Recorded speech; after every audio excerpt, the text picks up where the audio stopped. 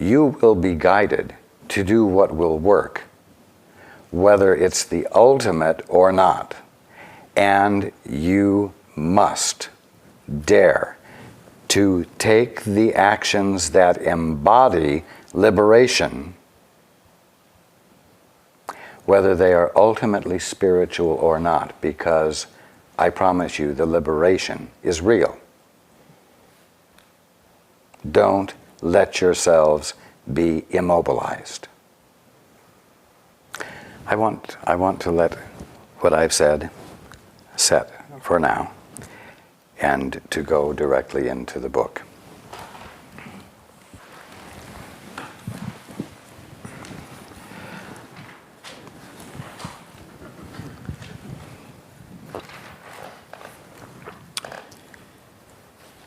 Nothing can prevail against a Son of God who commends his spirit into the hands of his Father.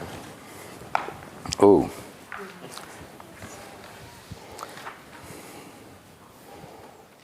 By doing this, the mind awakens from its sleep and remembers its Creator.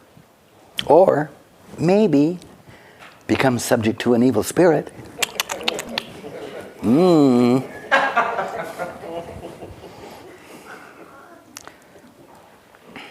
And how are you going to know which it is?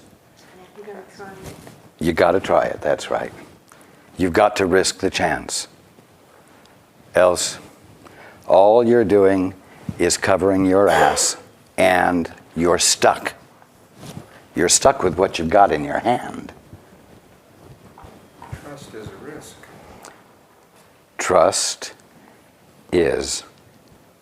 Trust feels risky. But only to those who have not trusted in a very long time and have forgotten the immediate influx of the experience of integrity and invulnerability that comes from it. And so I'm here to remind you that that is what will be experienced, but no matter how much I say it, it's not going to prove it to you. The only thing that's going to prove it to you is for you to at least play around with it, experiment with it, if not attempt it with genuine commitment. Continue. Julie would like to ask a question. Very well.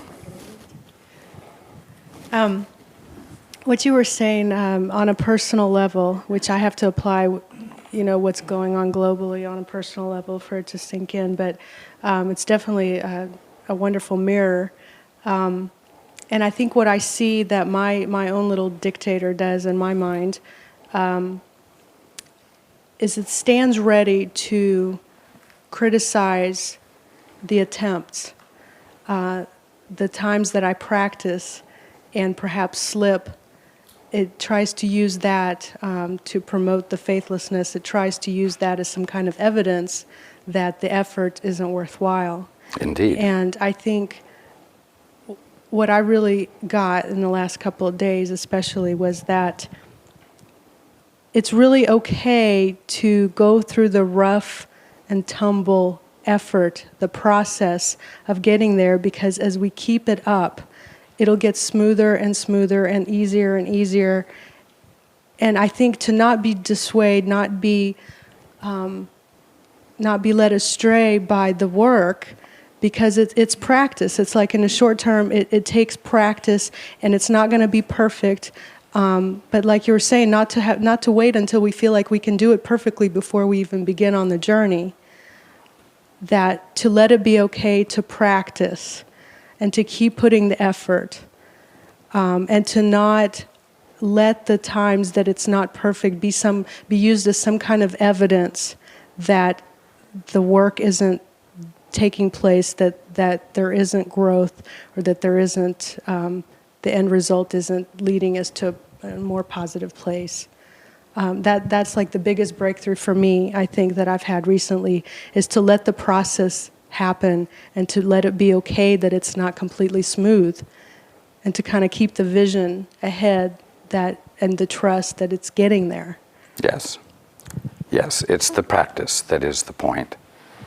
It is the persistence and the conscientiousness, whether it's smooth and whether you're praised for it or not, and whether your ego has shut up or not. As I've said before, the only thing your ego can't defend itself against is disregard. And every time we begin again, that's a disregard. Exactly. Every time we get back up. And like in Iraq, there are going to be those, because the rebuilding... In our what? In Iraq. Oh, in Iraq. I'm taking my personal example out globally again. It's not going to be a smooth process rebuilding and restoring the freedom. They've gone without it for so long. There's going to be slips. There's going to be trials. There's going to be times that it's not going to be so smooth, and there are going to be those ever ready to jump with criticism, saying, see, it doesn't work. See, what all that happened was for nothing. And there is going to be a call for further witnessing on their behalf by those who have the vision and the experience. So,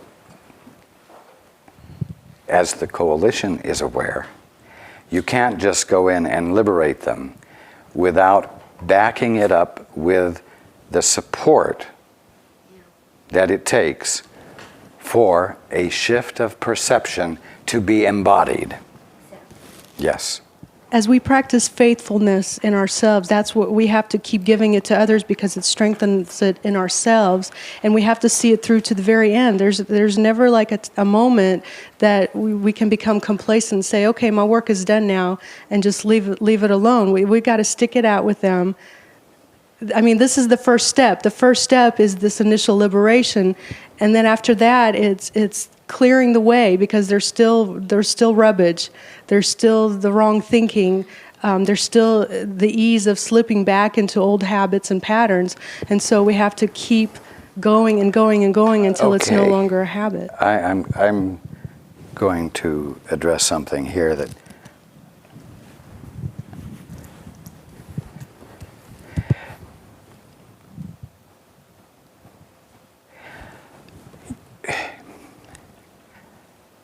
there needs to be wisdom.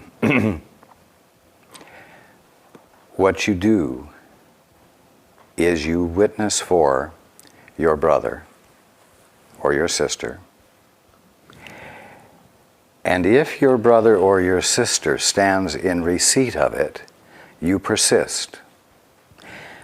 I want you to remember that there are those who have incarnated at this time, which is the end of incarnations, for the purpose, the sole purpose of having one last fling in the ego frame of reference. And they are totally committed to it.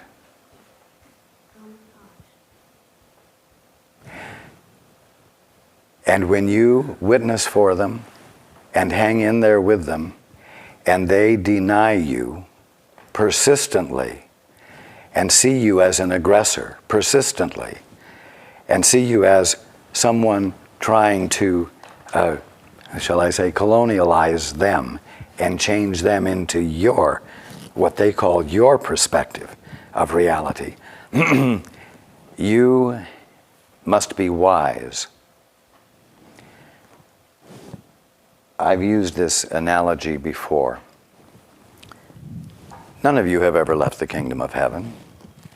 You're in it right now. And in effect, you're lying on grassy knolls, sleeping, having a dream. Those who are committed to their dreams, who are not beginning to rouse at all, we do not bother. No matter how rugged their dream, we do not bother. But the moment one of you begins to stir, and we see the signs of consciousness returning, we are right there to help you by facilitating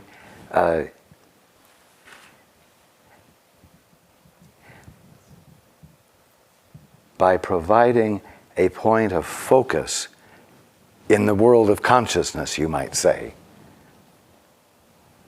so that you have something to home in on as you rouse yourself further. We cannot rouse you. You must understand that we cannot make you wake up, and you cannot make anyone else wake up. So,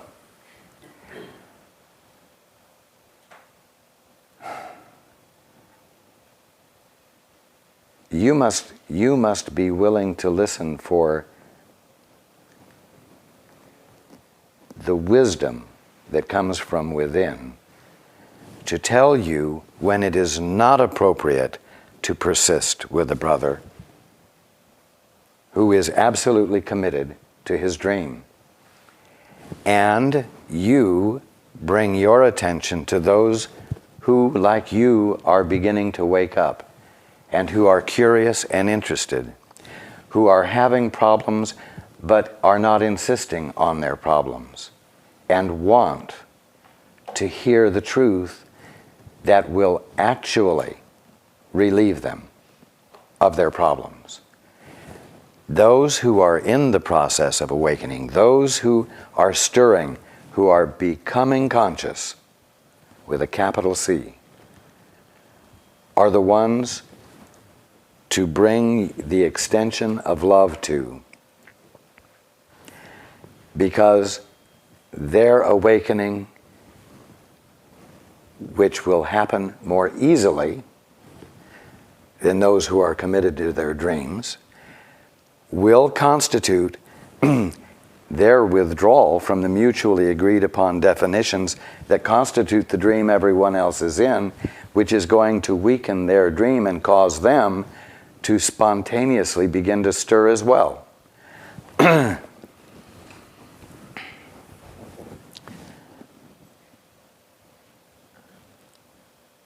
Yes, you all have free will, and that free will is absolute.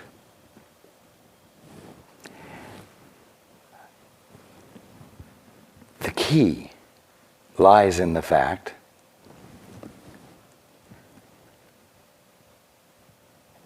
that once your choice, once your expression of your free will is to know what the Father's will is, you begin to wake up out of your dream. Once commitment to your ability, so-called ability to authorize things on your own, once that has been called into question and you have a curiosity about something more than that, then movement of awakening begins, and that is where those who are awake can meet you and where their presence can be experienced by you.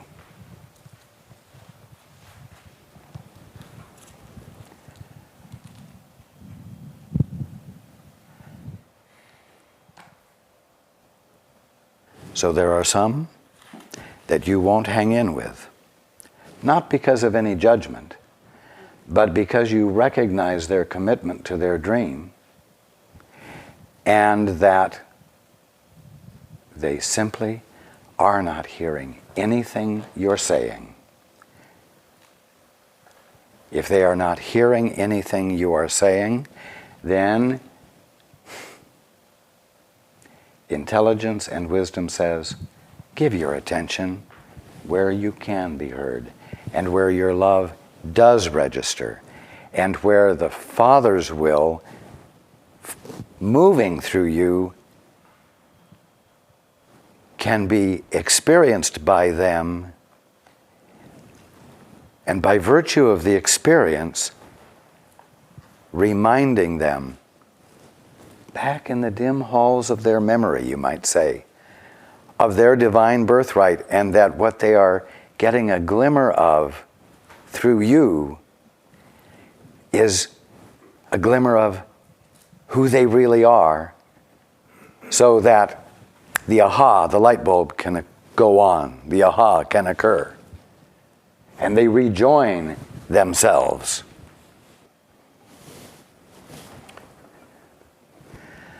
Many women try to find men to be in relationship with in order to save them.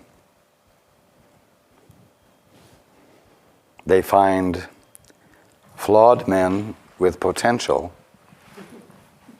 so that they can be their savior. Well, the salvation happens very seldom. And the women who attempt to do that often spend many years totally wasting their gift and being miserable in the process. Why? Because you can't override free will. God's power cannot override free will.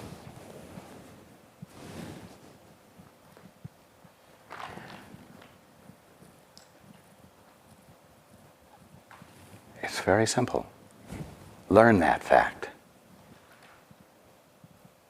so that you might attend to what will promote awakening.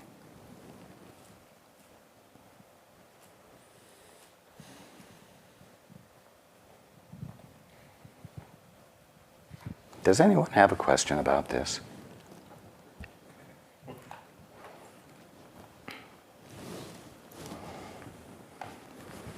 I have a couple.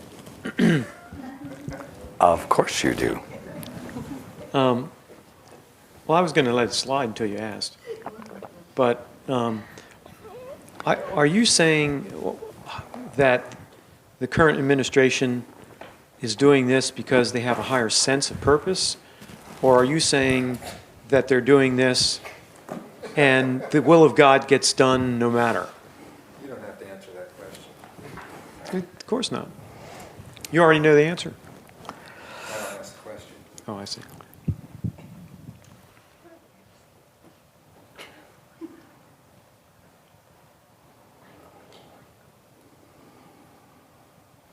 Do you know why I'm asking the question? Of course I do. Okay. Good. Because there's a lot of people out there that feel that the current administration is not a particularly good one.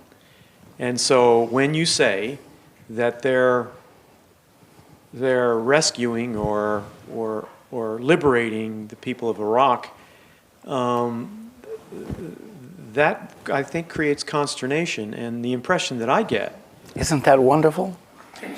That Well- is, I'm not going to answer the question that you asked because I'm not talking about the evaluations. Everyone is very alert on your globe right now, and that's what's wonderful. And they are alert in your country, and they are alert in your government, and they are alert in other countries and in other governments. And as a result of the absence of lazy, slipshod mental attitudes, more than what anybody planned on having happen will happen. And it will happen in ways that truly express democracy and brotherly love in ways that far surpass prior expressions of global brotherly love. Nobody's going to get away with anything. yeah, I totally see that. I mean, I don't have any problem with that. I just want to delineate the fact that the current administration does not have this higher sense of purpose that you're talking about, because I don't see the consistency in the policies that they have across the board. So in other words, what I'm saying is that the will of God happens, period. doesn't make any difference, what intent we puny little ego parts of us have. The will of God happens regardless. In other words, the Holy Spirit prevails. And so that's where I see the greater good coming from this. And that's what I'm trying to, in other words, I don't see you, Raj, in other words, it could be interpreted from what you just said, that you feel that the current administration has this higher purpose that we're all missing, that we don't see, that motivates them. And what I'm saying is... You want to know something? What? You're right. I am saying that the coalition has a moral vision that has escaped everyone else. I am also saying that, as with any other governmental act that occurs, other agendas are getting attached to them that are profiteering and not expressing the same moral vision. Okay. But I am saying yes, that those involved in the coalition have not moved here because of the agendas, but because there has been a deep moral recognition that they were not afraid to act upon. And that is all the further I will get into politics. Okay. All right. I'm just trying to find, I'm not trying to get into politics, I'm just trying to discover what you're saying and your particular view of what's going on. I mean, I could care less as far as what's going on in the world, so to speak. What I'm trying to do is understand exactly what you're saying so that everyone out there in radio land doesn't go, oh, well, Raj is a Republican. You see what I'm getting at? I'm not even a Christian. How could I be a Republican? Well, not all Republicans are Christians.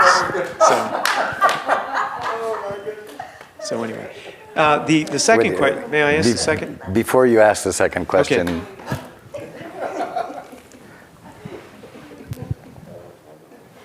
Michael, somehow I moved to answer or just give you a response that's come up in me right now. And that response is... Point it at your mouth. Hello. I agonize every time I move out into that objective point of view. My cells hurt. The only thing that I can see in my day, whatever crosses my path, it has to be a subjective experience. And I have to ask, what is the meaning of this for me? It wouldn't matter whether it's the war in Iraq or somebody at the grocery store.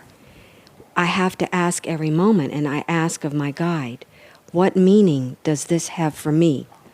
All I know is that yesterday when I went down and turned on the TV, I needed to look at somebody being joyful because I felt so miserable yesterday, and that lifted my spirits.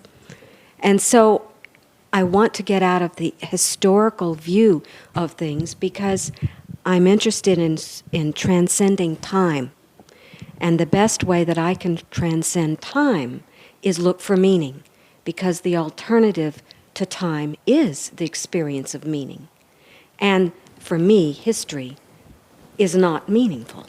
So I have to respond not so much to you, but to a popular point of view, a certain path that many take to say the way to awaken is through an objective, uninvolved point of view.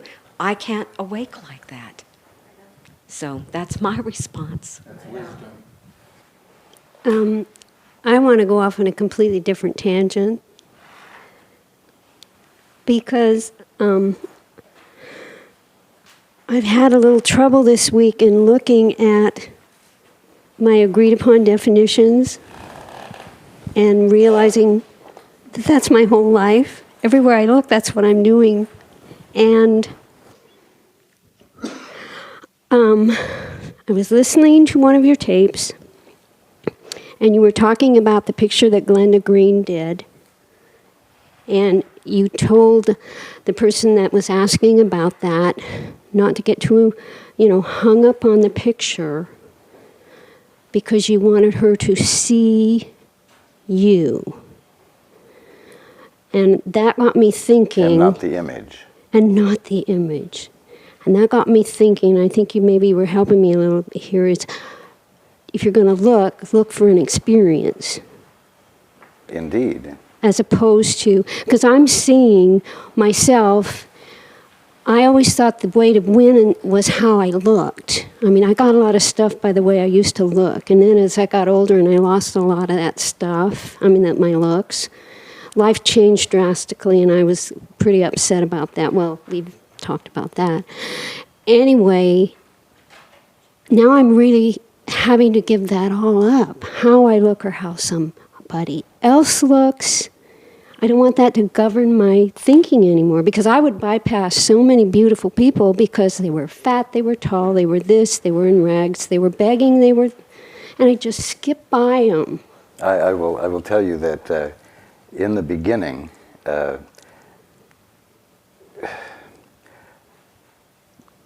Paul made me available to people for private conversations.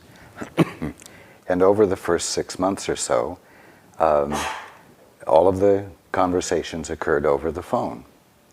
And Paul's experience of these people was, you might say, through my eyes. He had never seen them. There was no image for him. And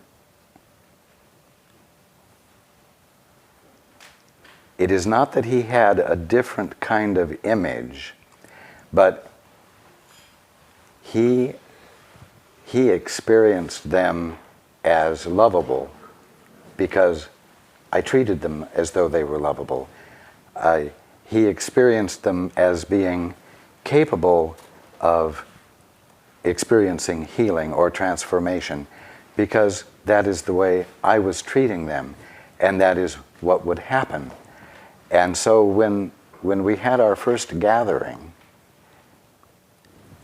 and he had the opportunity to meet these people, it was a little bit of a shock because, as you said, some were tall, some were short, some were fat, some were thin, and those were not the criteria that he had been experiencing them with.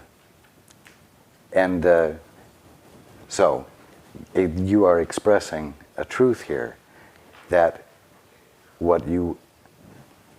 if no one is a body, if you are not a body and you are still free to be as God created thee, yes, then what you really are is an experience awaiting everyone who comes into contact with you.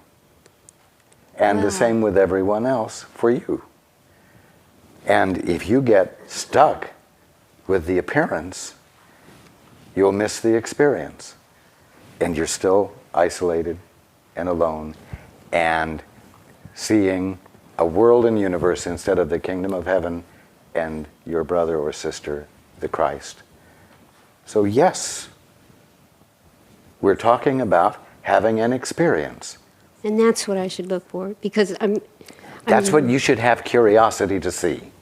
Got it. Yeah. To look for it. I'm gonna look for it. I'm gonna look for it. No, it's like, wow, is there more for me to see? I want to see it. Wow. Let there be curiosity. Let it be light. Let it be interested. Just be interested. Right, instead of trying to make myself do a different thing once more using my head. Yes. Yeah. Yes.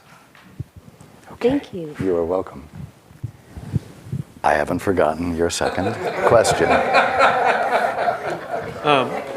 We were talking about the news media earlier, as Susan brought up. And in my experience, in my teaching and practice, I noticed that a lot of people have been spun out by this situation. And no wonder if you turn on